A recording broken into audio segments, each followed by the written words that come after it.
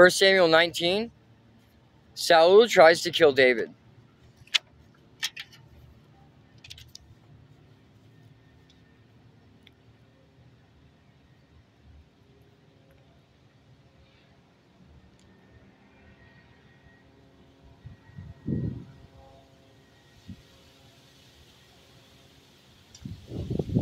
Saul now urged his servants and his son Jonathan to assassinate David.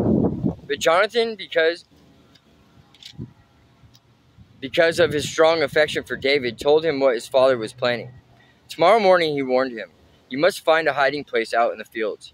I'll ask my father to go out there with me, and I'll talk to him about you.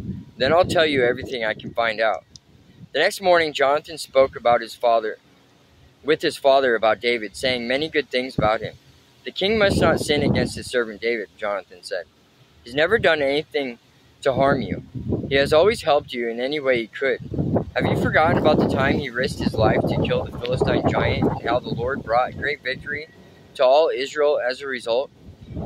You were certainly happy about it then. Why should you murder an innocent man like David? There's no reason for it at all." So Saul listened to Jonathan and vowed, "As surely as the Lord lives, David will not be killed." Afterward, Jonathan called to David and told him what had happened. Then he brought David to Saul, and David served in the court as before. War broke out again after that, and David led his troops against the Philistines. He attacked them with such fury that they all ran away. But one day, when Saul was sitting at home, with spear in hand, the tormenting spirit from the Lord suddenly came upon him. As David played his harp, Saul hurled his spear at David. But David dodged out of the way, and leaving the spear stuck in the wall, he fled and escaped into the night. Michal saves David's life.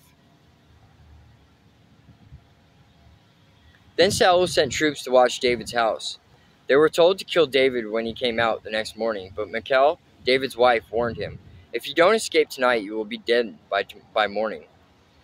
So she helped him climb out through a window, and he fled and escaped. Then she took an idol and put it in his bed, covered it with blankets, and put a cushion of goat's hair at its head. When the troops came to arrest David, she told them he was sick and couldn't get out of bed. But Saul sent the troops back to get David. He ordered, "Bring him to me in his bed so I can kill him." But when they came to carry David out, they discovered that it was only an idol in the bed with a cushion of goat's hair at its head. "Why have you betrayed me like this and let my enemy escape?" Saul demanded of Michal. "I had to," Michal replied. "He threatened to kill me if I didn't help him." So David escaped and went to Ramah to see Samuel, and he told him all that Saul had done to him. Then Samuel took David with him to live at Naioth. When the report reached Saul that David was at Naioth in Ramah, he sent troops to capture him. But when they arrived and saw Samuel leading a group of prophets who were prophesying, the Spirit of God came upon Saul's men, and they also began to prophesy. When Saul heard what had happened, he sent other troops, but they too prophesied. The same thing happened a third time. Finally, Saul himself went to Ramah and arrived at the great wall in Seku. "Where are Samuel and David?" he demanded. "They are at Naioth in Ramah," someone told him. But on the way to Naioth in Ramah, the Spirit of God came upon Saul, and he too began to prophesy all the way to Naioth. He tore off his clothes and lay naked on the ground all day and all night, prophesying in the presence of Samuel. The people who were watching exclaimed, What, is even Saul a prophet?